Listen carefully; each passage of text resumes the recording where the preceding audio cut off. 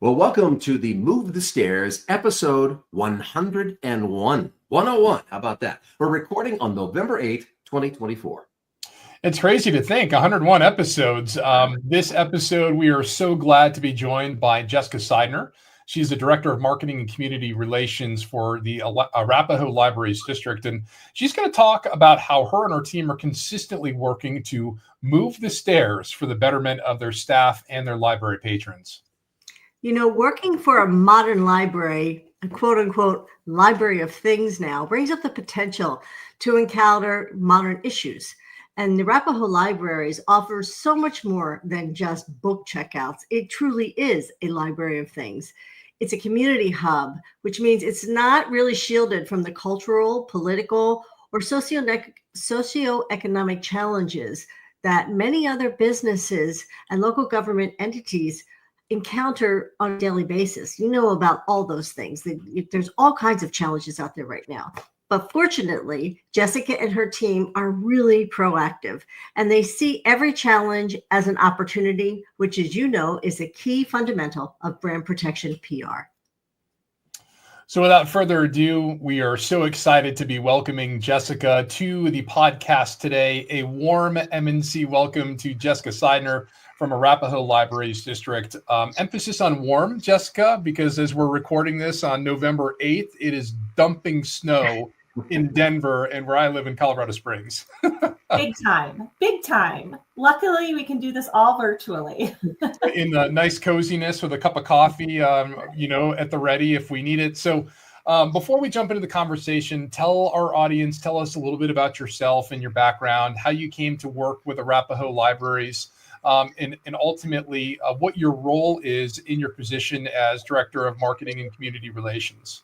Perfect. Absolutely. So I went to the Ohio State University, which may cause people to turn off this podcast right away. There's a lot of strong feelings, but I actually majored in journalism, which I think was so key for so many reasons. There were so many transferable skills. But after I graduated, I decided to take on a role at the university in the media relations department. So I was really able to use my journalism skills, thinking quick on your feet, good writing, understanding a deadline, understanding the importance of communicating with reporters, just the updates and status of connecting to sources at the university. I also did a lot of crisis communications. I think that's often a surprise to people, but a school like Ohio State is so large, it's like a city. So we had a lot of unfortunate situations happen that involved deaths, crime, but then even athletics. So really the crisis communications,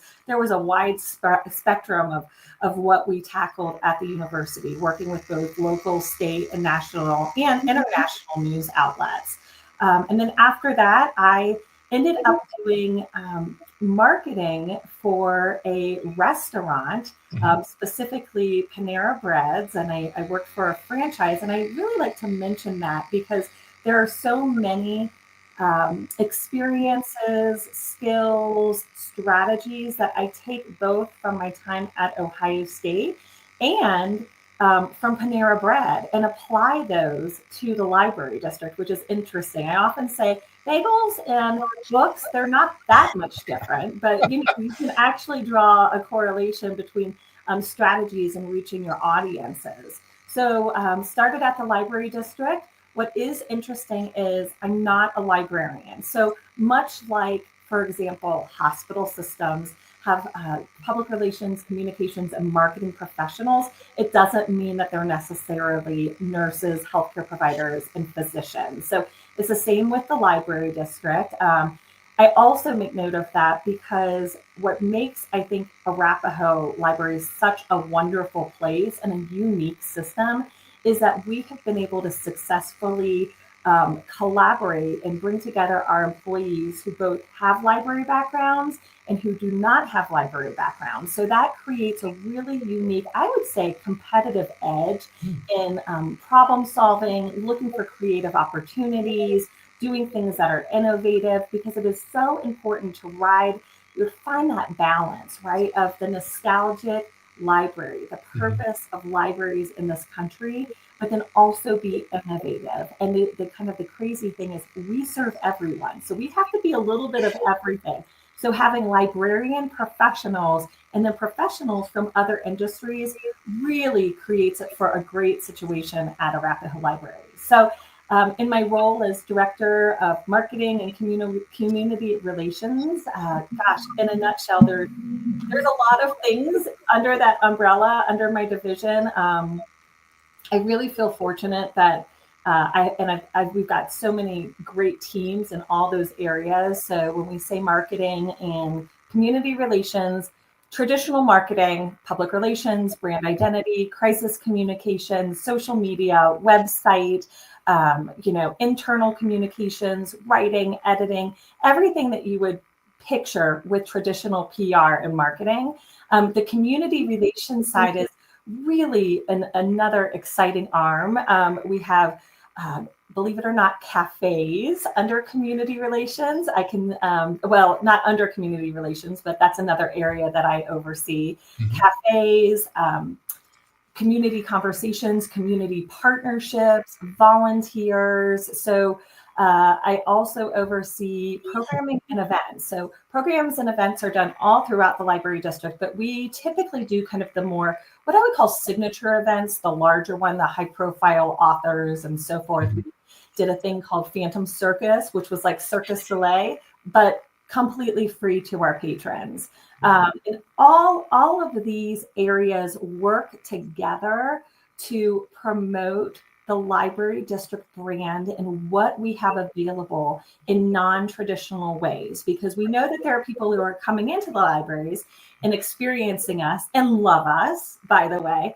And we also know that there's a lot of people who just have a vision, going back to what I said earlier, of what libraries are. And we want to show them what libraries truly are today, right, and what Arapahoe Libraries is all about. How much they transformed over yes, exactly. A lot. I mean, it's a place with great books. Oh, it's so much more than that. So I'm curious, from your perspective, because you've had a decade long plus working at Arapahoe Library District. Long time. What are some of the most impactful changes you've noticed as it pertains to what you offer the community?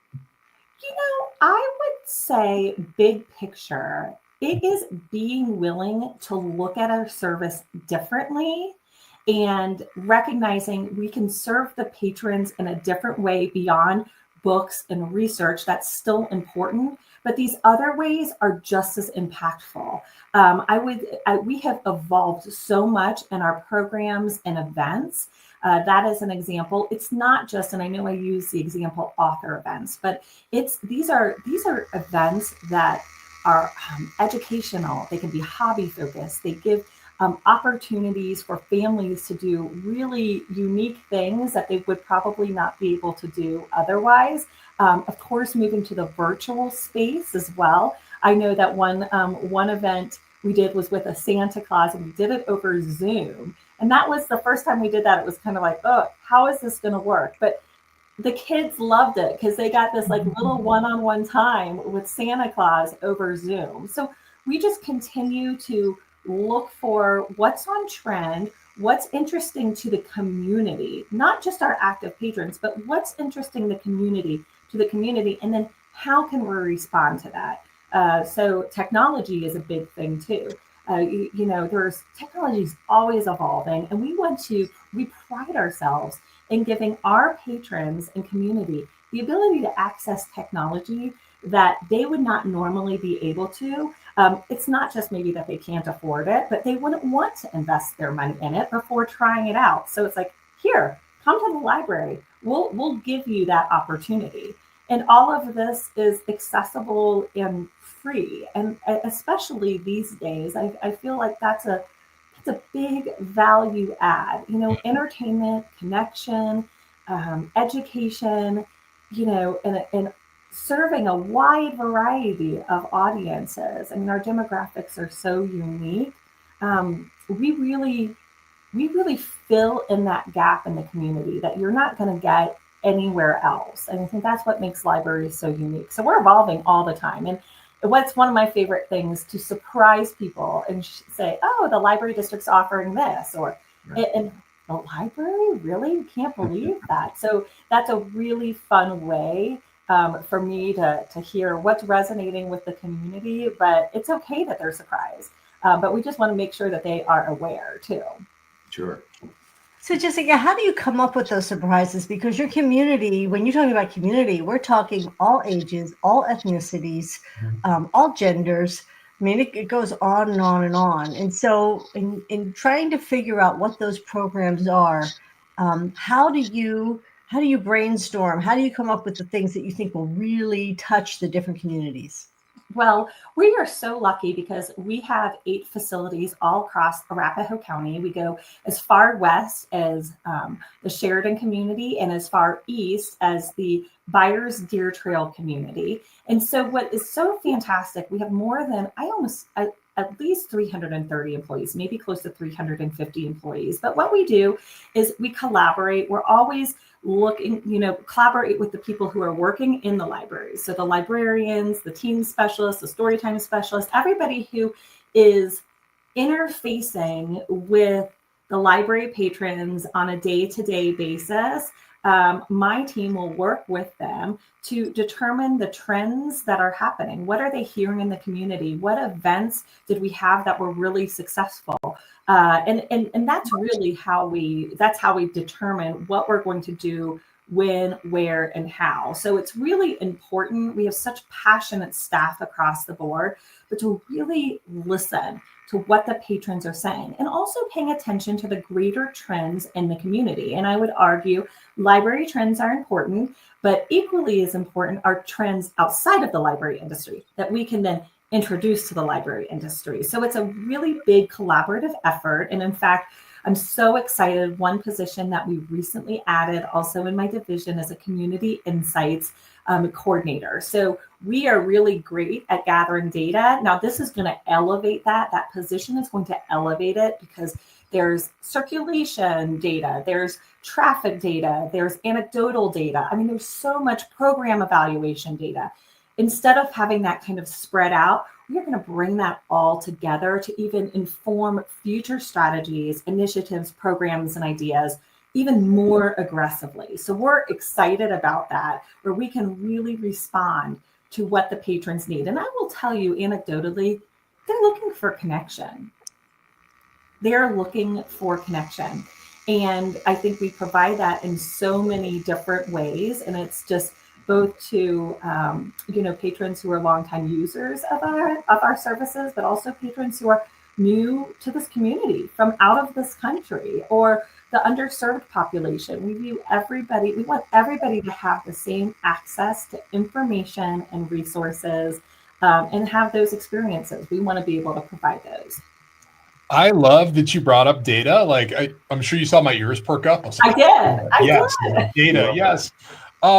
So what is kind of the end game, with the data? Is it something that you're looking to add somebody where the library becomes part of their routine, or how do you kind of measure that success as you're trying to reach all of these different audiences of different genders and age gaps and ethnicities? How are you using, or, what would you look at from the average person walking through the door, or maybe using your services online to say, yes, this is what we would love to have everybody do?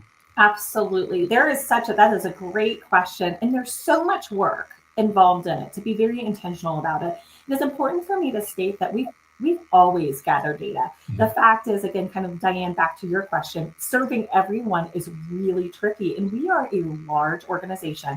I believe we serve about 275,000, probably 300,000 people throughout Arapahoe County with an employee base of like 330 to 50, right? So we are a large organizations. We've always had data. And I think really the end game is to be able to attribute everything that we are doing, as well as the budget resource allocation and the staff resource allocation to, we are doing this because the data and the trend is saying this. This is why we could just draw a line and attribute everything that we're doing, the resource allocation and time and resources, back to that data point, back to that trend.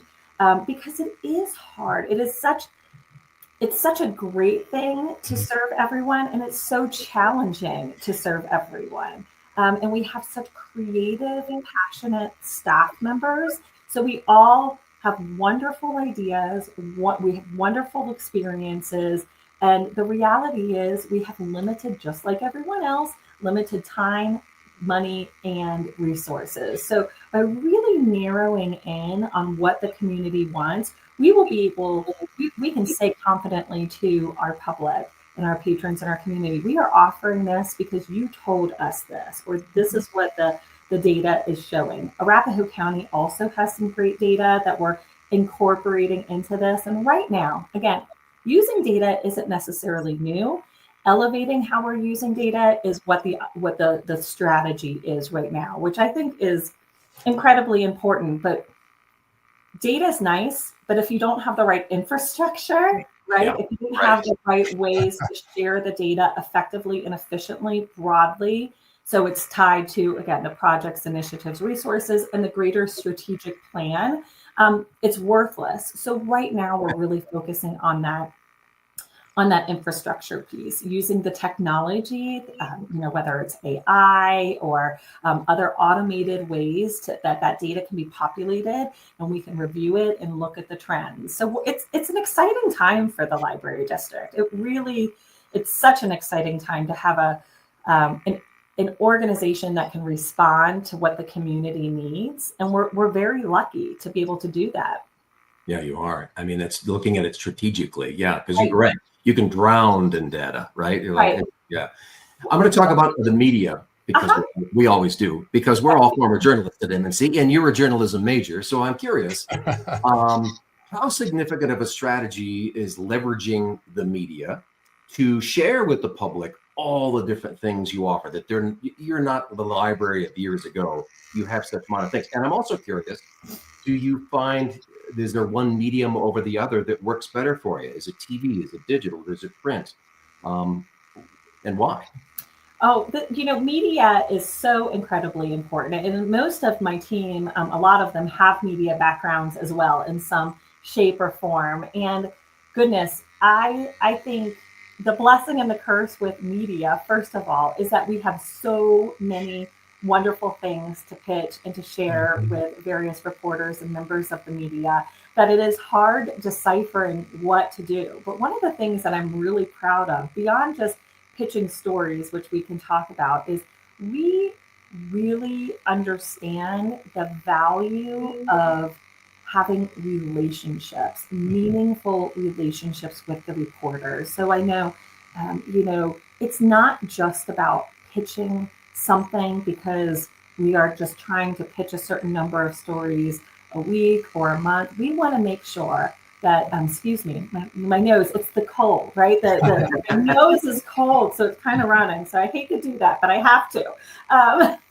But we want to make sure that what we're pitching is meaningful and isn't wasting a reporter or news organization's time. And along those lines, kind of ensuring that we have a good relationship with them, we do things like respond to them as soon as possible. We offer other ways to help and make their jobs easier. As we know, media, they don't have the resources that they used to as well.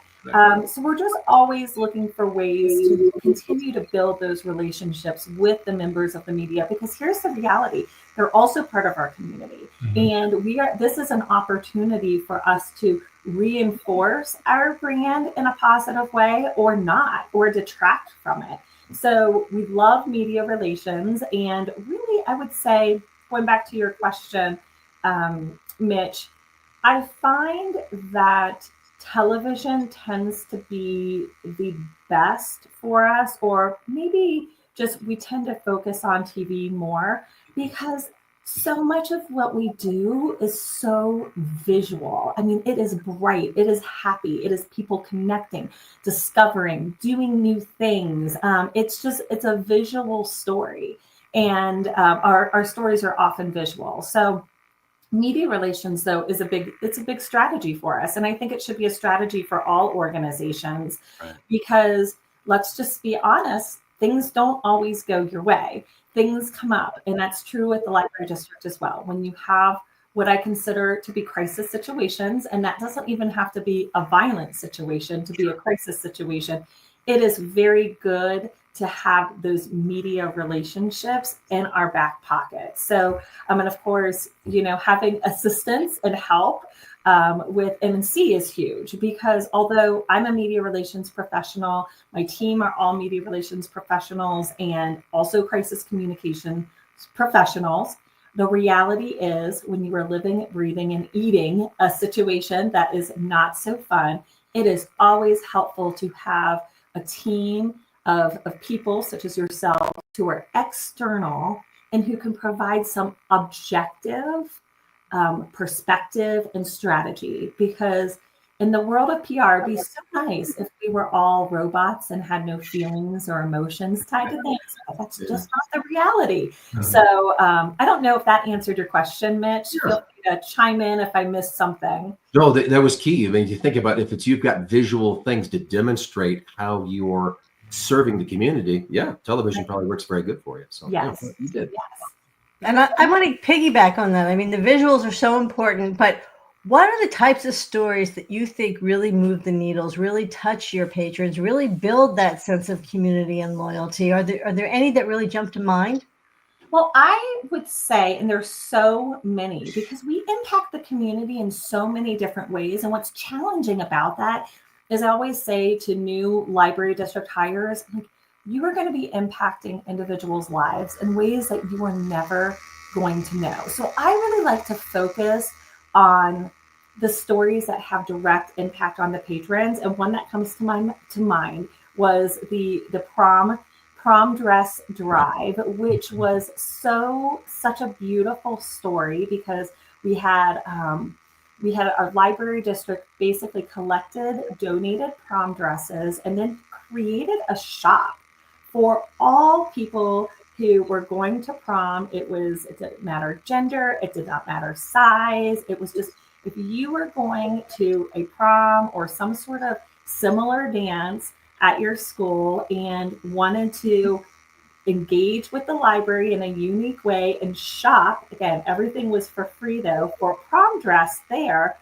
we opened our doors. We opened our doors to patrons to meet that need, and especially the teen patron base. And this was, I believe, an idea of one of our employees, I want to say at our Smoky Hill branch, that just was absolutely amazing. So that was a really cool experience from a media perspective, because you could see right there how the needle was moving in the right direction beyond just the technicalities of it. I mean, it was prom dresses, like gorgeous visual sparkles. I don't know. I like those kind of visuals, right? But we had a teen patron who loves the library, and she was, looking at the rack for the right dress for her. And she was talking to the reporter about how meaningful this experience was for her.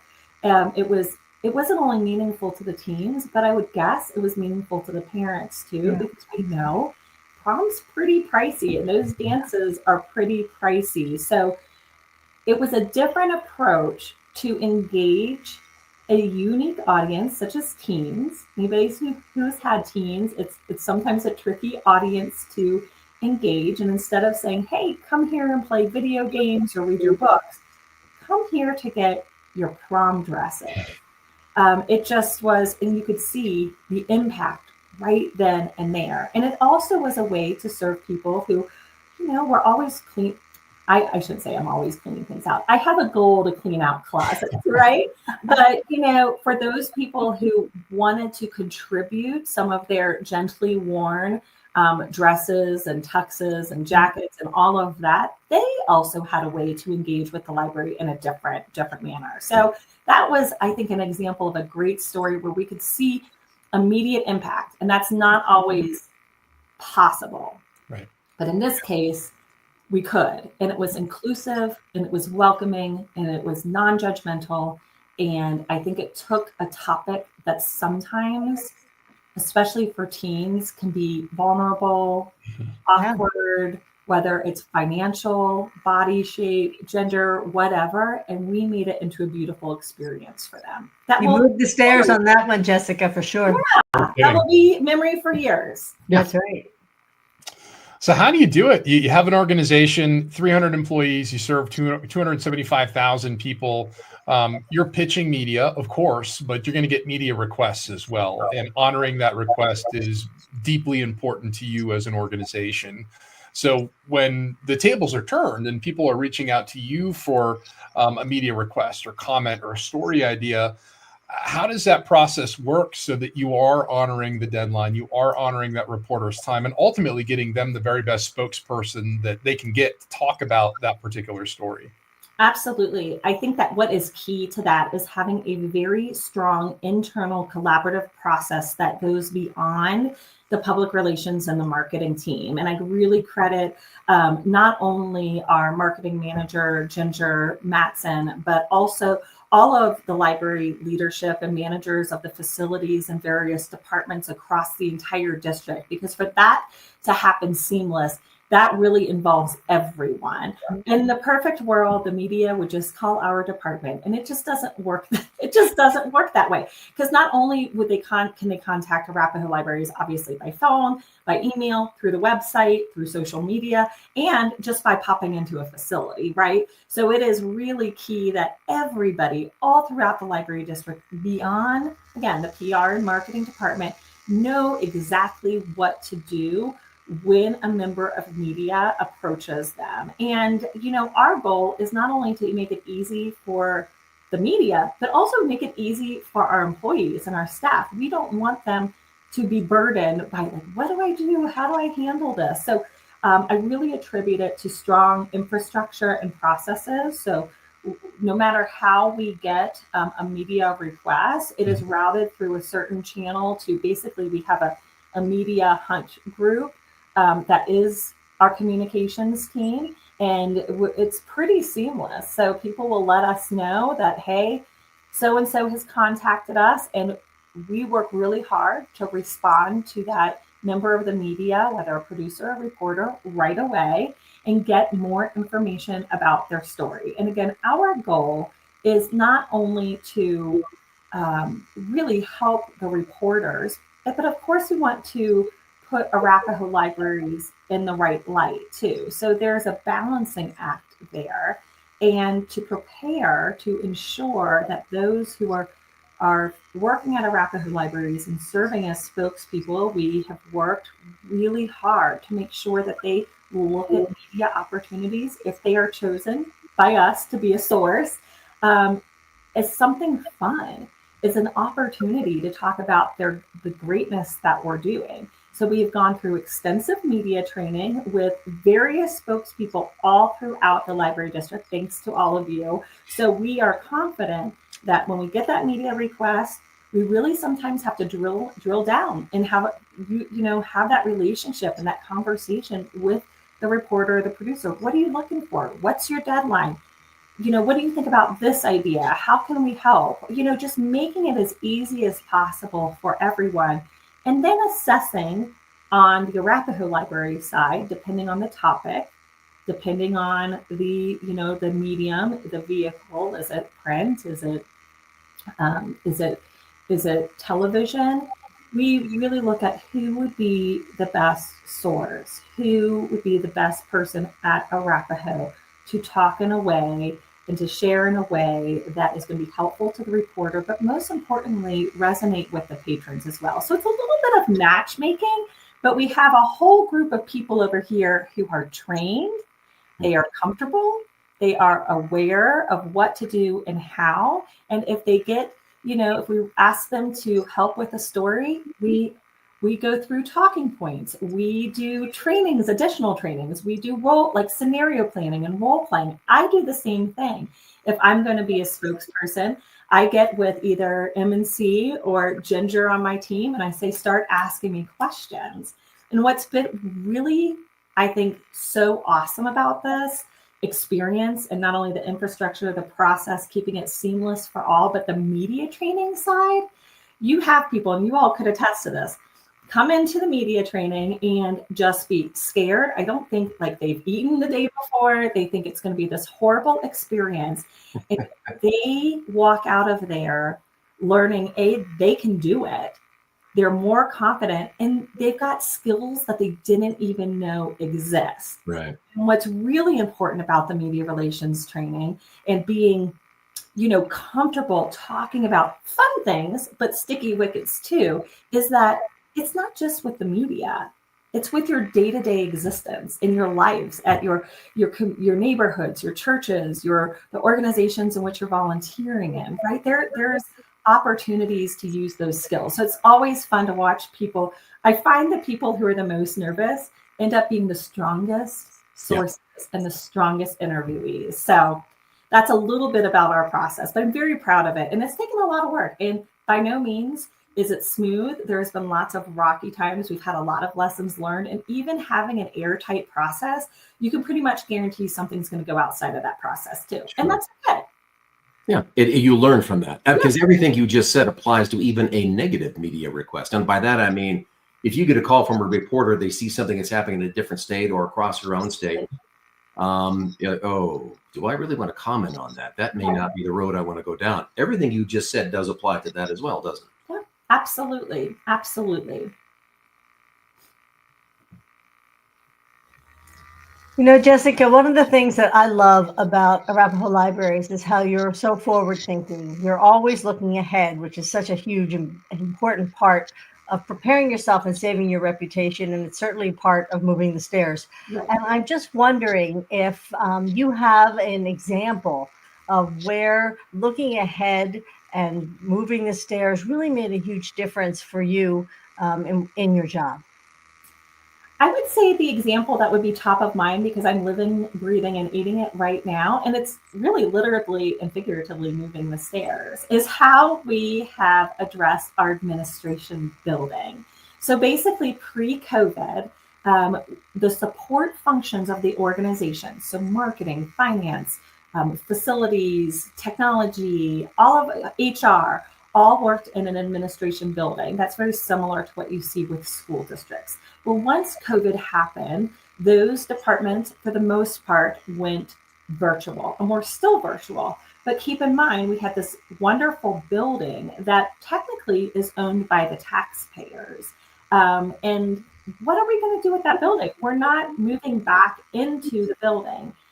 So this was an opportunity to really kind of look at the current trends right now, kind of look ahead and say, what can we do with this building to inform future strategies? So the plan and the project has been to remodel the entire building. And when I say remodel, it's very extensive.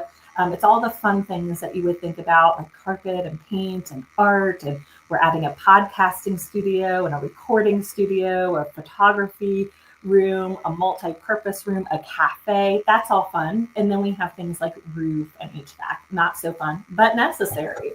So we wanted to create a co-working space where people, again, could come and connect, use the library district in a non-traditional way. So this is just no different than so many wonderful co-working spaces throughout our community. The only difference is it's free. It's free. The coffee isn't free, but you can, the space is actually free. So there's going to be private offices that, if they're available, you can use, just places to touch down as well. So I think about people going from meeting to meeting, or just needing a place to work outside of the home. Because this isn't, some people they need to get out of their house to work. So the library district is providing this space. And this is a bit unique, because this is not the space where you're going to come in and, have access to shelves and shelves of books. There's going to be ways to get books to you. But this is going to be a space that's really geared toward entrepreneurs, business people, independent contractors, people who just like to have meetings outside of a Starbucks. So very unique approach. And I think that's a great example, not only of looking at the trends as a result of COVID, but it was an example of us being good financial stewards of tax dollars and saying, we have this building, and how can we use it to give it back to the community? And it's a bit of a test, to be honest with you. I like to think that it is going to be really well used and very popular. And if so, it could inform future building projects, right? Yeah. But overall, it's a low risk test because, believe it or not, the heartbeat of the library district, those books don't magically get to the shelves. There's a heartbeat, and it's called Library Material Services. That whole department, they handle the acquisition of those books as well as the virtual ebooks as well, and they get them out to all of those libraries. That department will still be housed in the administration building, which is now called the Space, which is really fun, the Space. But it is going to house this internal team. And so why it's a low risk is we needed to update the space anyway. We needed to remodel it. And this internal team had been kind of living and working in very wonky conditions since COVID. And so this is an opportunity to ensure their space within the space is streamlined, is conducive for collaboration, is conducive for their processes and systems. They've been so very patient. So it's really kind of serving multiple purposes here. I would say, first of all, it's a great test for how we should look at space projects in the future. And it's also so important to provide our employees with a positive work experience and a positive workspace. So it's satisfying that goal now. I will say, if you were to ask that team right now about this project, they're probably pulling out their hair a little bit because it's going along. So just full disclosure, but we just keep saying, keep your eye on the prize. We will get there and you will be so happy. So it's really serving multiple needs. I'm excited to see what comes of it. It's interesting that, COVID was kind of the catalyst to unstick that, we have this issue of people working remote. We're not using the space. It needs to be updated now. I'm curious, how often does this type of conversation come up among leadership? Hey, we're looking at this potential issue. We're looking ahead as to how this might be a benefit for our patrons and the taxpayers or the library staff. Is this like a regular meeting that you set, or did this kind of come up ad hoc because of COVID-19 and you're like, okay, it's now or never. Now is a great time to take advantage of that opportunity? I think it's a little bit of both, to be honest with you. And that speaks to, I would say, the ability for the Arapahoe Libraries leadership to really pivot and be responsive, but also be proactive. Right. So I believe with the admin remodel project, evolving it into the space, it was viewed as an opportunity that we really didn't plan on, but it was right in front of us. Like, what we knew is it didn't feel great to have a space that wasn't being used by a lot of people internally, and knowing that space is such a hot commodity in the community. You just can't get space. It's so hard. And so I think just kind of our guts told us we really need to do something here. We want to give the space back to the community. Other times, we have sometimes opportunities and strategies come up on a weekly basis. We have a lot of leadership team meetings, including the executive team, as well as the manager and director team. So that's the executives and the manager team, as well as our overall leadership. So, kind of going back to how do we determine how to best serve the patrons and what do they need? It's really a collaborative effort between people who are truly interacting with the patrons on a day-to-day basis, sharing what they're hearing, sharing the trends, and then us assessing those, allowing it to be more proactive. But then it's great to have the freedom and the ability to be proactive, but that's just not always reality. And that's what makes me so proud of the library district, because we have Ali Sanitas, who is our executive director. He is innovative. He thinks outside the box. He is really created a culture of it is okay to try, and is willing to say, hey, there's a unique opportunity that we didn't plan. And let's look at the costs, the benefits, the patron impact. Okay, we didn't plan it, but we need to move on it. And whether moving on it is to scale or if it's just a little bit, moving the needle a little bit, just makes me very proud that we have an organization that when these opportunities come up, we're not like, well, that wasn't part of the plan. So I think we learned between learning from COVID, you know, plans are nice. And being in PR, people say, what do you do every day? I don't really know what I do every day. Change all the time, right? Yeah. But for the rest of the organization, COVID proved, right? Plans don't always work out. So I love that we have a leader who has set a tone culturally of we're not going to put our head in the sand. We're going to continue to look. We're going to pay attention to how things evolve. And when opportunities surface that can better serve the community, let's try.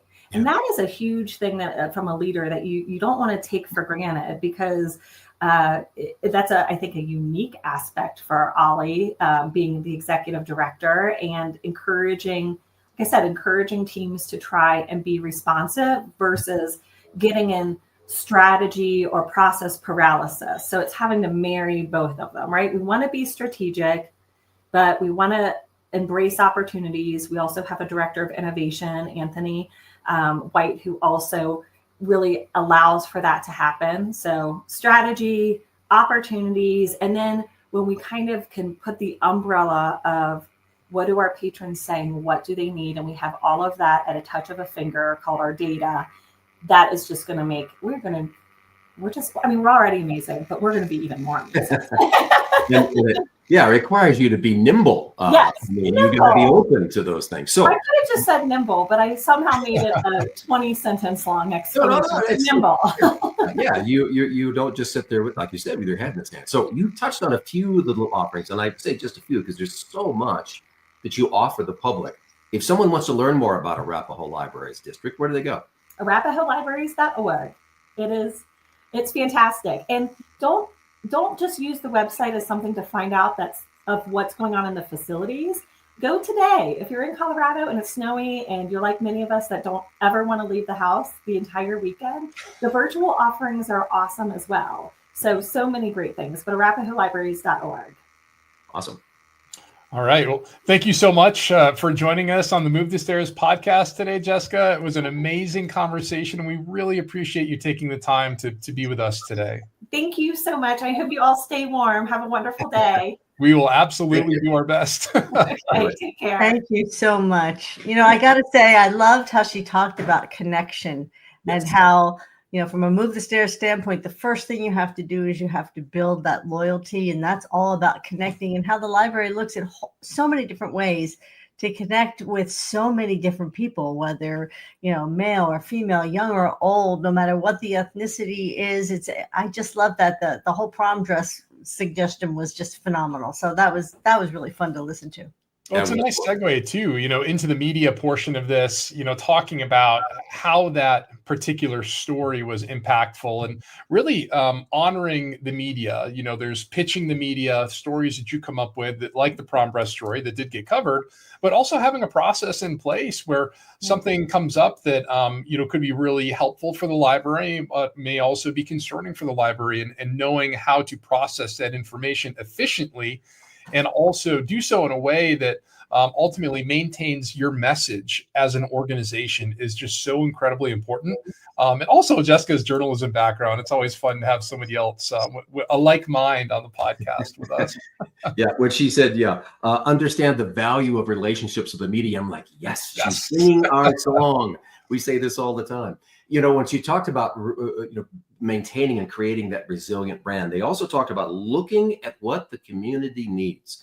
And a lot of people might think, well, that seems like it's going to take a lot of time, but they're looking forward, they're looking ahead. So the prom dress, it was a recycling story. It was a helping families save money story. They did a seed library. Why? Grocery prices are kind of high. We'll do seeds, and people can save money and have gardens. There was the homework help center. Why? After COVID, lots of kids needed help. So they're constantly looking ahead. What could we do for our audience. And that's why they're so successful.